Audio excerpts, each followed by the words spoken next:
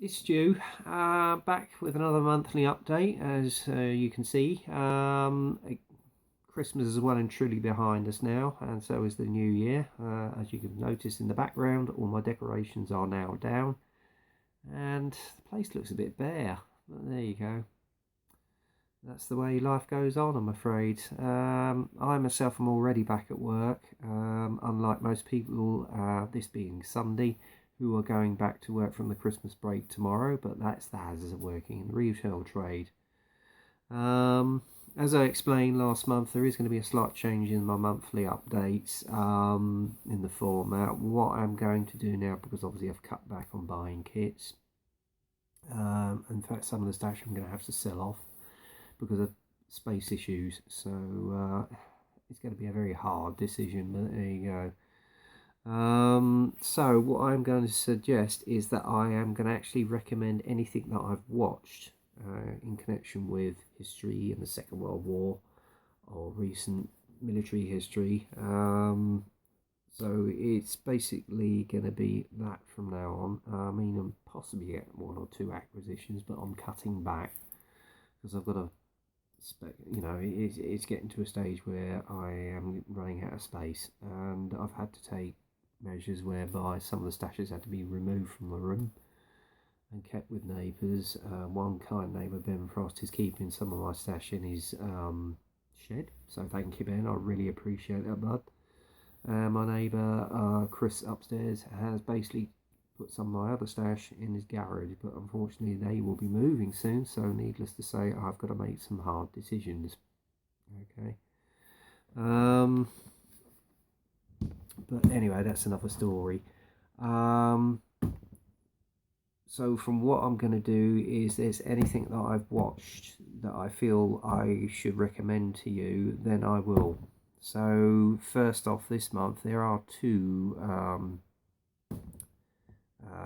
well, one's a series and one's a film that I watched that I would recommend. The first one obviously was based around Christmas and the Ardennes Offensive, is this one, Silent Night. It is based on a true story about a woman and her son who have been bombed out of their home in nearby, I think it's Stuttgart or somewhere near there, and they have decided to take up residence in their grandfather's log cabin, which is based in the Ardennes. In the process of moving in, unbeknownst to them, the Battle of the Bulge has kicked off. As we all know, that was the Ardennes Offensive, which was Hitler's last gasp at trying to defeat the Allies. And what happens in the process is that a battalion crosses the log cabin, comes in, and one of them is wounded. And needless to say, another German unit comes along, but she forbade either of them to have any weapons within the house, and it's just a case they have got to get on. By the end of it, 24 hours later, they have all parted as friends. It is a superb film, and it is a true story. I don't know if it's on Netflix and you can download it, but it's called Silent Night, so do get this. It's a superb film. And this one, it was a precursor to a series which I don't know if you remember, which was in the 70s, of called what was it, Secret Army. This came before it. It is of course Colditz. I bought the box set back in September, started watching it around about November, and just recently finished it just before Christmas. Fantastic series. It's got a stellar cast in it. A lot of British actors. You've got David McCallum, even Robert Wagner, and a very young, what's his name? Anthony. Oh God, I'm gonna have to look back. It's good, isn't it? I watch the series and I forget half the damn cast. Right, bear with me. Anthony Valentine, that's it, a very young looking Anthony Valentine. As I say, it's a very good series. It certainly kept me gripped. The stories are very well written. Sorry, I'm just trying to get it back in its set. God. You've got about, I'd say, 8 or 12 discs in it. if you can snap it up on eBay, you can snap it up on Amazon. Superb film. Superb series. I heartily recommend it. I really do. So that's that out the way. In terms of what my last acquisitions were over the last month, well, I've actually got 3 books. All of the Osprey series. First one is, of course, modelling the US M4 Sherman. Some superb techniques in that. I would heartily recommend you get it. It's written by Stephen J. Zaloga. I got this off Amazon at a very good rate. Some very handy techniques and tips, which I'll show you through here. The various versions of the Sherman throughout its history and how you can weather it, etc. Really well illustrated. Looks fascinating, particularly for me, because obviously I'm going to be building the Fury Sherman pretty soon. So definitely get that. The next one is modelling the Stug 3. I have actually got around about 3 Stugs in my stash. 2 early versions, one being Wittmann's and another being a late G version. And again, various techniques. Heartily recommend this book. It's very well written, very well illustrated, and there's certainly some very, very good tips in this book. Okay, and the last one is of the STKF Z251 half track or Hanamag. And again, very, very well illustrated and written on various versions of the actual Hanamag. I've had a bit of bad news, but I will tell you about that in a minute. Particularly the early version, which is the one I was building. And yeah, definitely get them. They are worth having. Now, in terms of the Hanamag, unfortunately, I've had a bit of a disaster with it. Half the portion bars are missing somehow. I don't know what's happened with it, so it's going to be a source of spares, sadly. I'll possibly get another one at a later date, or I'm tossing up what I'm going to replace it with. I have made my mind up, and I will run through that in a moment. So needless to say, I'm just going to run through what I've got as regards acquisitions. The next one is, in terms of kits, is this one. It's Dragon's Panzer Regiment, 7th Panzer Division, Smolensk 1941, which would go very well with the Panzer III I've actually got in my stash. The detail on them again is absolutely superb, as you can see here. The folds in the actual uniforms and the tunics, the expressions on the faces, superb. And they've even actually got one of is it Guderian himself? Bear with me. Yeah, General Oberst Guderian, which you can see here. So that would make the basis of a very, very good diorama. There you go. Another one which I managed to get through, which was shortly after I did my monthly update. It's one I've had my eye on for a little while, and it looks like a super little kit. It's the US Howitzer Motor Carriage M8. It comes with these 2 figures. It looks a very easy and simple build, very much like the Walker Bulldog. And there is a tank version of this, which I'm thinking of getting. So yeah, again, that'll make a nice basis for a diorama, maybe a Normandy diorama, because I know a lot of them were used around Normandy and the latter part of the European campaign.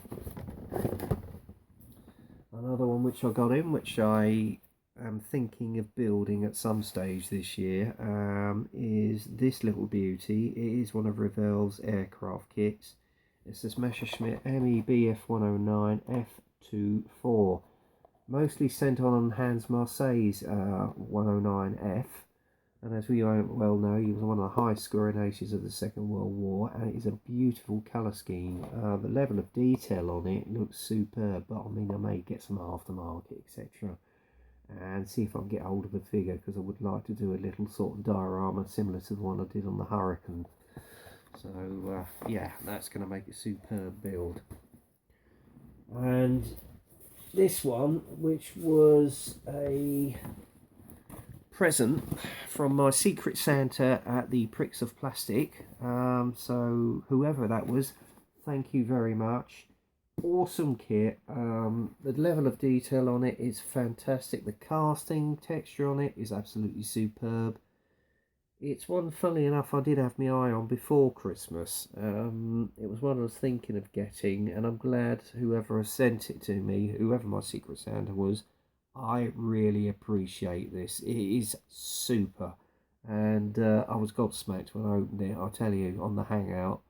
So, yeah, fantastic. So, thank you very much, Secret Santa, whoever you are. Okay, and finally, the last one. And you know what it is, yes, it's another tiger. It is, of course, this is one I saw and I had to get it. It's supposed to be a lot better than the Academy kit, and I've had a look at it, and the level of detail on it is absolutely first rate. It is, of course, Ryfield's second release of the Tiger one, early production, 503rd Eastern Regiment, Eastern Front, 1943, with full interior. You can see just how big this kit is, packed this kit is. I mean, look at the level of detail on the interior on this, guys. It's awesome. So I'm really going to look forward to building that at some stage. And I know Mike Cohen is actually going to be doing a possible review of this kit. He has ordered it. And he recently did one of the hybrid tiger by Academy, which there were one or two criticisms, namely the tracks and some of the accuracy on the kit, but the accuracy on this one, I can assure you, Mike, is superb. What really convinced it for me was Adam Mann's review of it when he actually got one in, and I think he's in the process of possibly building it. So yeah, I'm really glad I got this, to be honest with you. It is a beauty, and I'm really looking forward to building that at some stage. So basically, guys, that's it, almost, but I've also managed to get a set of decals, which I ordered way before Christmas.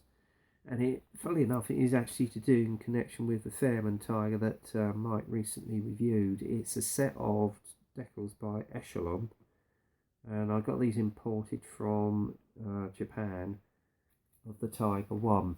Now, possibly I might well cannibalise some of the actual numbers on this, because I've obviously got 6253, or actually I've got another Tiger, which is a 3-1 late version, by Dragon, and I was thinking of doing it as Wittmann's Battle of Villers Bocage Tiger, which was numbered apparently 222, so I might well do that, and it will come in handy for any other tigers I might do in the near future. And the quality of the decals does look fantastic, so yeah, I'm pretty pleased about that.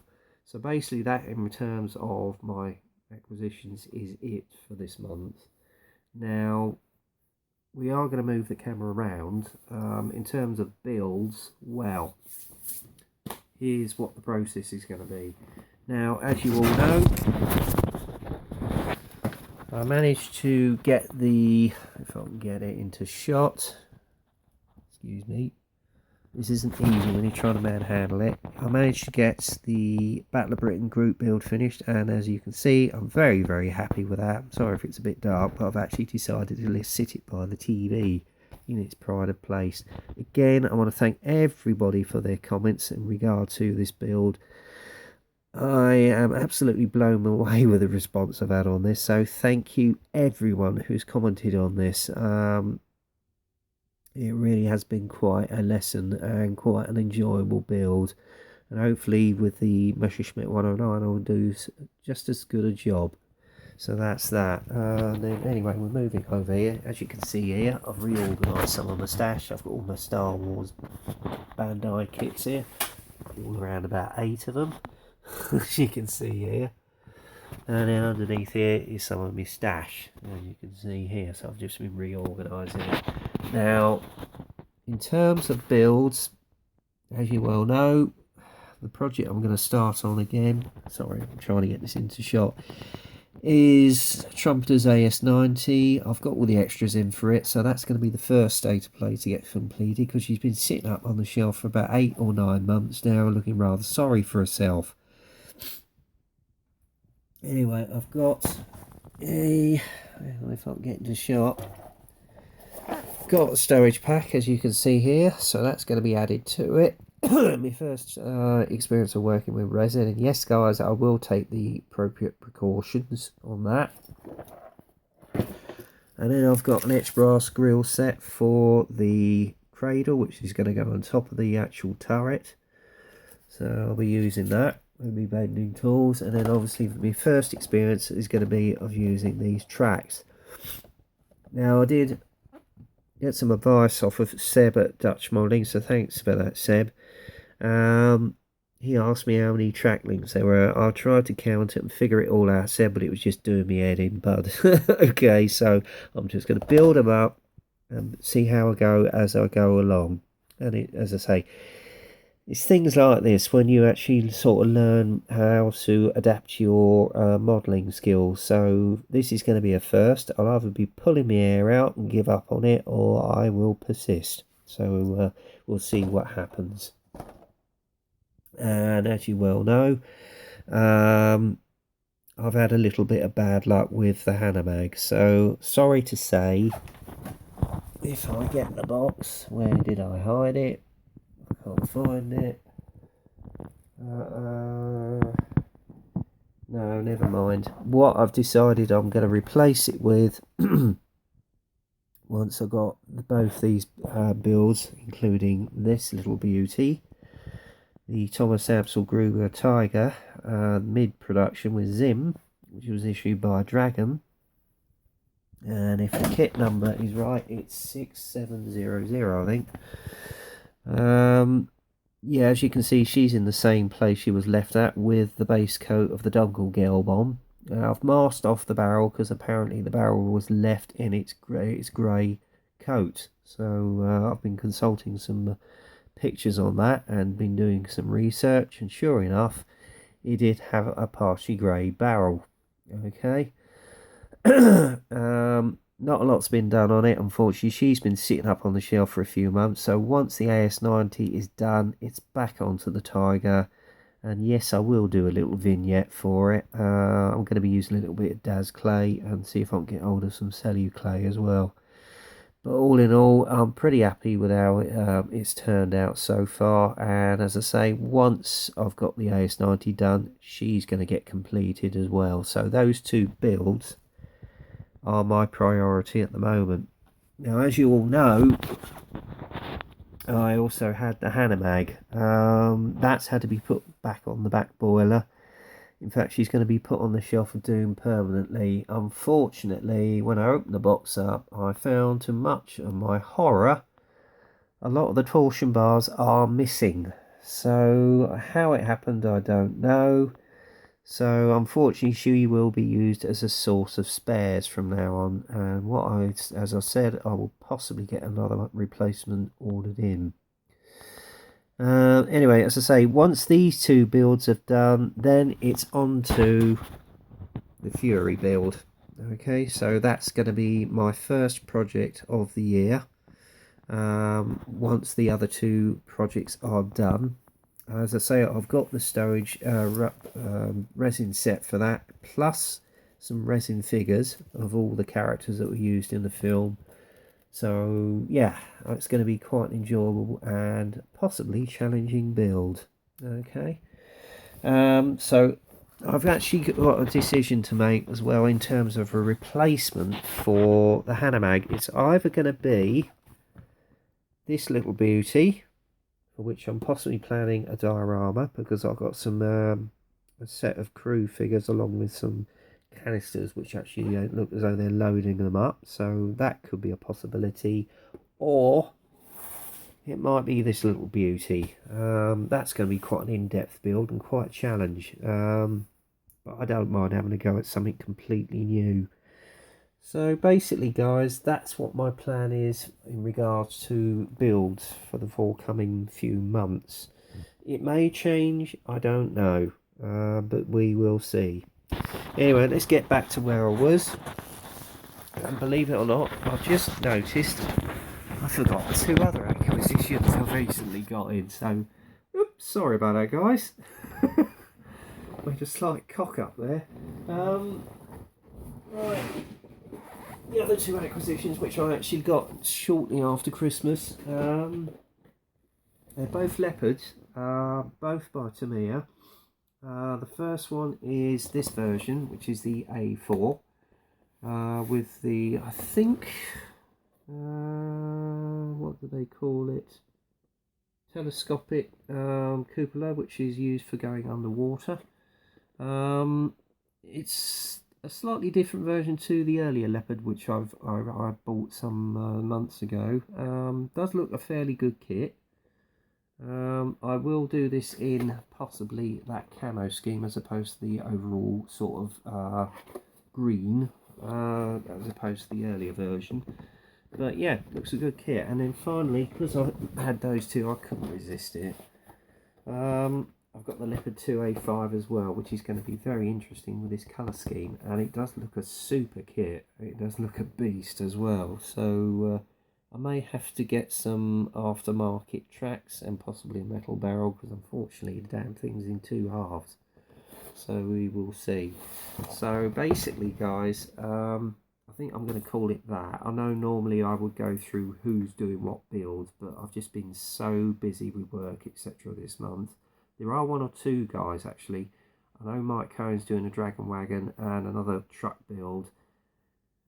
The level of detail on that other kit I know is fantastic. The Dragon Wagon apparently just falls together. The other vehicle, which unfortunately I've forgotten, so I do apologise Mike.